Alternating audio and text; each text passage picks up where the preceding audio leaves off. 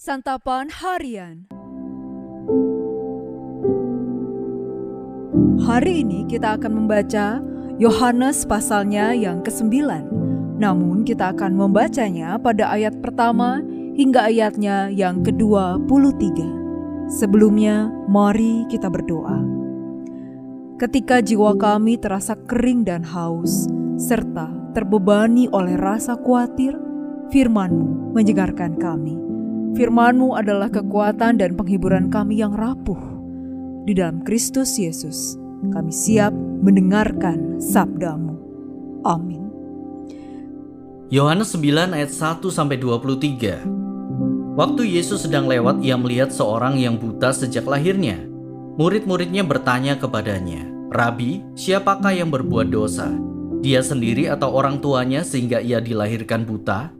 Jawab Yesus, "Bukan dia dan bukan juga orang tuanya, tetapi supaya pekerjaan-pekerjaan Allah dinyatakan di dalam dia. Kita harus mengerjakan pekerjaan Dia yang mengutus aku selama masih siang. Akan datang malam ketika tidak ada seorang pun yang dapat bekerja. Selama aku di dalam dunia, akulah terang dunia." Setelah ia mengatakan semuanya itu, ia meludah ke tanah dan membuat lumpur dengan ludah itu, lalu mengoleskannya pada mata orang buta itu, dan berkata kepadanya, "Pergilah, basuhlah dirimu dalam kolam Siloam." Siloam artinya yang diutus. Orang itu pun pergi membasuh dirinya lalu kembali dan dapat melihat.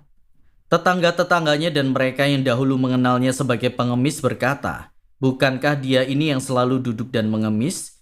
Ada yang berkata, "Benar, dialah ini." Ada pula yang berkata, "Bukan, tetapi ia serupa dengan orang itu." Ia sendiri berkata, "Benar, akulah dia." Lalu kata mereka kepadanya, "Bagaimana matamu menjadi celik?"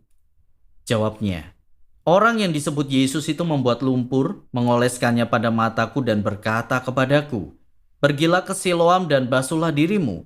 Lalu aku pergi dan setelah aku membasuh diriku, aku dapat melihat." Mereka berkata kepadanya, "Di manakah dia?" Jawabnya, "Aku tidak tahu." Mereka membawa orang yang tadinya buta itu kepada orang-orang Farisi. Adapun hari waktu Yesus membuat lumpur dan mencelikkan mata orang itu adalah hari Sabat. Karena itu orang-orang Farisi bertanya lagi kepadanya, bagaimana matanya menjadi celik. Jawabnya, "Ia mengoleskan lumpur pada mataku lalu aku membasuh diriku dan sekarang aku dapat melihat." Lalu kata sebagian orang-orang Farisi itu, "Orang ini tidak datang dari Allah sebab ia tidak memelihara hari Sabat." Namun yang lain berkata, "Bagaimana seorang berdosa dapat membuat tanda mukjizat yang demikian?" Lalu timbullah pertentangan di antara mereka. Kata mereka lagi kepada orang buta itu, "Dan engkau, apa katamu tentang dia, karena ia telah mencelikkan matamu?" Jawabnya, "Ia seorang nabi." Para pemuka Yahudi itu tidak percaya bahwa tadinya ia buta dan baru dapat melihat sampai mereka memanggil orang tuanya dan bertanya kepada mereka, "Inikah anakmu yang kamu katakan lahir buta? Kalau begitu bagaimana ia sekarang dapat melihat?"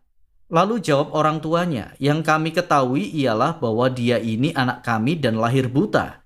Tetapi bagaimana ia sekarang dapat melihat kami tidak tahu. Dan siapa yang mencelikkan matanya kami tidak tahu juga.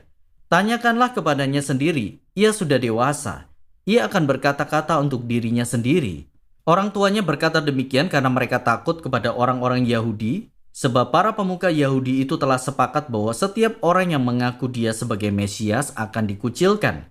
Itulah sebabnya orang tuanya berkata, "Ia telah dewasa, tanyakanlah kepadanya sendiri."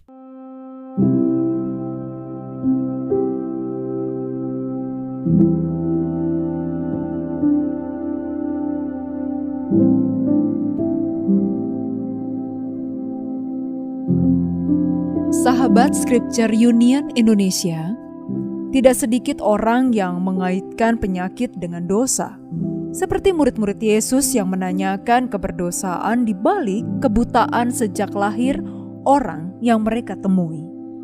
Yesus menjawab sekaligus meluruskan pemahaman mereka. Ia menegaskan bahwa bukan karena dosa orang itu maupun orang tuanya ia mengalami kebutaan, tetapi ada pekerjaan Allah yang harus dinyatakan. Kemudian, Yesus menyembuhkan mata orang buta itu disaksikan oleh para murid. Berita kesembuhan orang buta itu tersebar dan sampai kepada orang Farisi. Bukannya takjub, mereka justru menganggap mukjizat itu tidak berasal dari Allah karena dilakukan di hari Sabat. Mereka sangat ingin membuktikan Yesus berdosa. Hal ini dapat kita lihat dari cara mereka berkata dan menanyakan tentang Yesus kepada orang buta yang telah sembuh itu. Pada akhirnya mereka tidak mendapatkan jawaban yang mereka inginkan. Perjumpaan Yesus dengan orang buta itu membawa orang itu disembuhkan dari kebutaan dan dimerdekakan dari dosa. Di sisi lain, perjumpaan Yesus dengan orang Farisi justru membutakan mereka dari kebenaran dan keselamatan. Perjumpaan Yesus dengan orang buta itu mengingatkan kita akan perjumpaan dengan Dia secara pribadi. Ada pengalaman indah di mana kita dimampukan melihat kebenaran.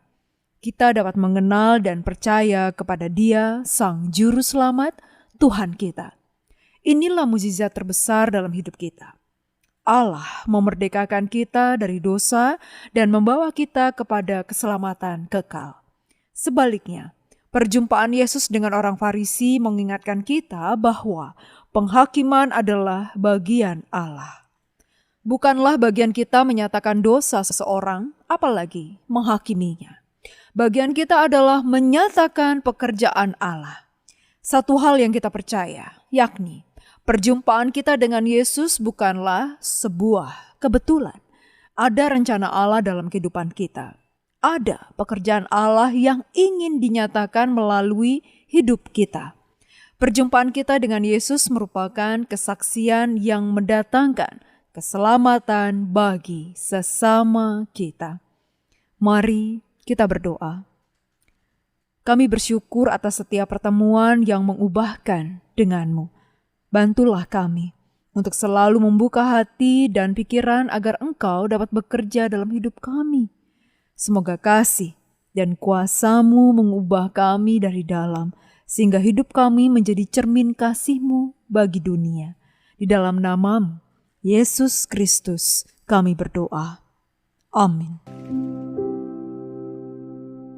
Kiranya firman Tuhan yang Anda dengarkan menjadi berkat, hingga Anda memiliki kehidupan rohani yang segar, kuat, dan sigap. Jika Anda menginginkan buku santapan harian, silakan kirimkan nama, alamat lengkap, dan kode pos beserta nama radio yang Anda dengarkan ke nomor 0811 9910 377. Tuhan Yesus memberkati.